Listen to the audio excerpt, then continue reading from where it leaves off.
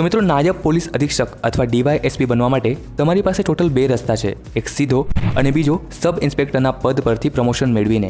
જો તમે સીધી રીતે અથવા તો ડાયરેક્ટ ડીવાયએસપી બનવા માંગો છો તો ભારતના દરેક રાજ્યમાં રાજ્ય જાહેર સેવા આયોગ અર્થાત આપણા ગુજરાતમાં જીપીએસસી આ સિવિલ સર્વિસ પરીક્ષાનું આયોજન કરે છે. જો તમે આ એક્ઝામ પાસ કરો છો તો રાજ્ય પોલીસ એકેડમીમાં તાલીમ લીધા પછી તમે સીધા ડીવાયએસપી બની શકો છો.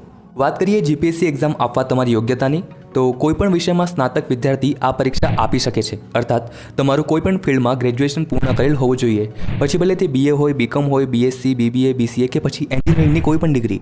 આ સાથે જ તમારી ઉંમર 21 થી 30 વર્ષ વચ્ચે હોવી જોઈએ, જેમાં કેટેગરી વાઇઝ ઉંમરમાં તમને છૂટછાટ પણ જોવા મળશે. હવે આગળ ડીવાયએસપી બનવાના બીજા રસ્તાની વાત કરીએ તો તમે સબ ઇન્સ્પેક્ટરના પદ પછી આગળ પ્રમોશન થકી ડીવાયએસપી બની શકો છો.